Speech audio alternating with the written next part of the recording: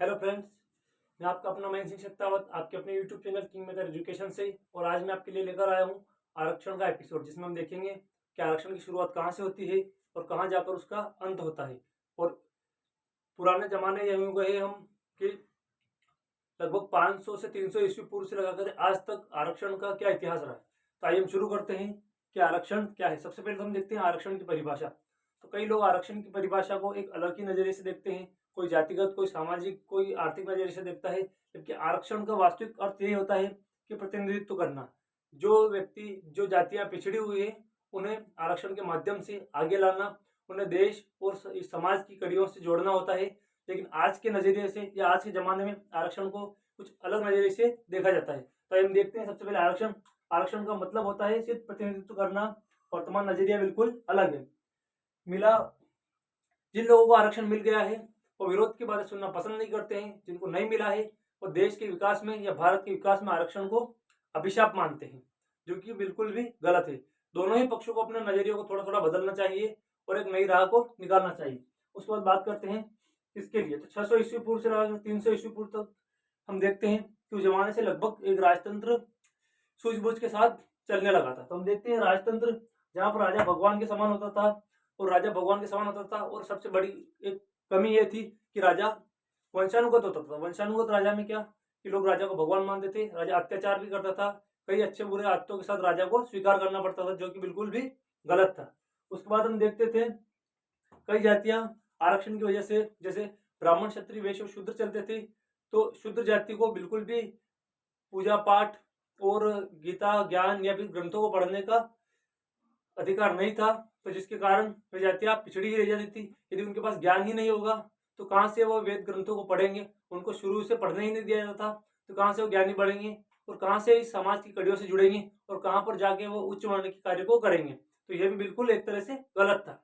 उसके बाद हम देखते हैं देश के निर्माण में भागीदार अनुसूचित जाति, जनजाति या कोई भी शूद्र समुदाय। हम देखते हैं कि यदि किसी देश या राष्ट्र का निर्माण होता है तो उसमें सभी जातियों का एक तरह से बराबर योगदान होता है। क्योंकि देश में आय, व्यय और जीडीपी जैसी चीज़ों को हम देखते हैं तो उनमें सभी जातियों का बराबर भागीदारी होती है। तो इसमें इस तरह से हम देखते हैं तो हमें पिछड़ी जातियों को भी आगे लाना चाहिए, शिक्षित बनाना चाहिए। और एक समय ऐसा लाना चाहिए कि सभी जातियां बराबर शिक्षित और प्रतिनिधित्व वाली हो जाए। उस आरक्षण की समस्या को धीरे से खत्म कर दिया जाए।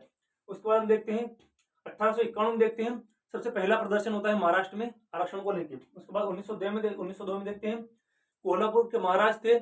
कोल्हापुर के महाराज ने सबसे पहले आरक्षण को शुरू किया और पिछड़ी जातियों के लिए या अनुसूचित वर्ग के लिए आरक्षण की शुरुआत करी। तो हम देखते हैं सबसे पहले आरक्षण की शुरुआत 1891 में पहला प्रदर्शन होता है, जो कि महाराष्ट्र में होता है। और महाराष्ट्र के ही कोल्हापुर के महाराजा ने 1902 में पहली बार अनुसूचित जातियों और जनजातियों के लिए आरक्षण की शुरुआत करी थी। तो यहाँ से हम देखते हैं आरक्षण की शुरुआत को। उसके बाद देखते हैं हम 1891 में पहला प्रदर्शन हो गया। 1909 में भारत सरकार अधिनियम में आरक्षण का प्रावधान किया गया और 1909 में भारत सरकार अधिनियम आया और उसमें प्रावधान किया गया। 1919 में जो प्रावधान आया उसमें कुछ चेंजेस किए गए। उसमें गैर ब्राह्मण को 40% आरक्षण, ब्राह्मण को 16%, मुस्लिम को 16%, ईसाई को 16% और अनुसूचित जाति को 8% आरक्षण दिया गया।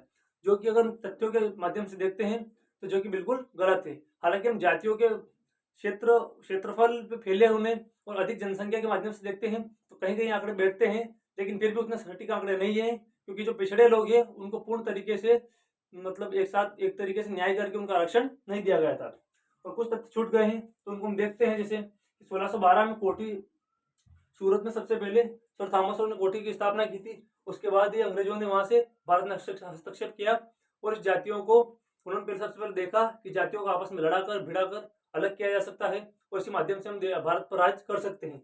1857 की क्रांति के बाद हम देखते हैं कि भारत का शासन ब्रिटेन के अंतर्गत चला गया और 1882 में हंटर एक्ट का गठन किया गया। इसमें हमें कुछ फायदा भी देखने को मिलता है, जो कि वह कुछ आधार पर अनुसूचित जातियों को आरक्षण देने की मांग करते हैं। सबसे पहले जो भारतीय की मांग बात करते हैं तो सबसे पहले जो हमारे समाजविद हुए हैं, जो है परम आदरणीय स्वामी ज्योतिबा फुले।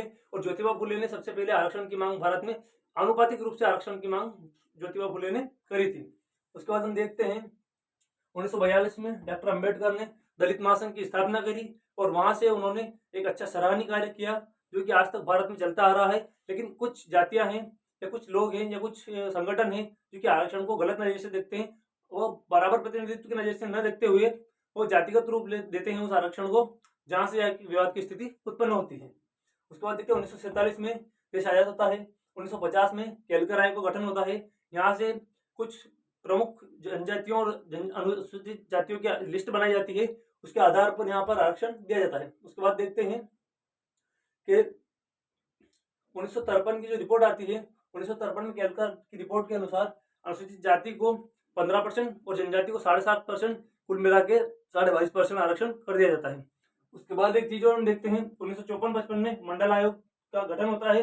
मंडल आयोग की रिपोर्ट के अनुसार 1954-55 में तो ओबीसी को 27% आरक्षण दे दिया जाता है, लेकिन 1954-55 में 27% आरक्षण दिया जाता है, बाकी जातियों को मिला करके लगभग हम देखते हैं कि 49% आरक्षण हो जाता है। तब तक कोई समस्या नहीं थी, लेकिन धीरे धीरे जातियां, देश बढ़ता जाता है, जनसंख्या बढ़ती जाती है, और हम देखते हैं कि एक स्थिति ऐसी आती है कि सुप्रीम कोर्ट ने जो कहा था, कल के मैंने वीडियो में बताया भी था कि कौन कौन से केस हैं, तो उस हिसाब से देखा जाता है तो उस समय आरक्षण 49% हो जाता है। और आज के समय में हम देखते हैं कि यदि आरक्षण को 27% किया जाता है ओबीसी का, तो 50% के आंकड़े को पार कर जाता है। तो इस पर कोर्ट का जो भी फैसला होगा वो सर्वमान्य होगा, लेकिन कहीं ना कहीं 49% से आरक्षण के बढ़ने के कारण आज के समय में आरक्षण का मुद्दा गरमाया हुआ है और बहुत सारी एग्जाम परीक्षाएं रुकी हुई हैं, तो आरक्षण का फैसला आने के बाद ही आगे बढ़ेगी। खास करके अगर मध्य प्रदेश की बात करें तो अभी एमपीपीएससी, एमपीटीएट, एमपी पुलिस जैसी बहुत सारी परीक्षाएं इसी के कारण उनका रिजल्ट अटका हुआ पड़ा है। उसके बाद हम देखते हैं, यहाँ पर आरक्षण की बात हो गई। वर्तमान में आरक्षण की हमें बात करना है कि किसके पास कितना आरक्षण है, क्या है, तो इस सब जानकारी को हम नेक्स्ट वीडियो में देखेंगे। तो आज के लिए इतना ही काफी है, मिलते हैं नेक्स्ट वीडियो में, वापस आरक्षण को पूरी बात को खत्म करेंगे।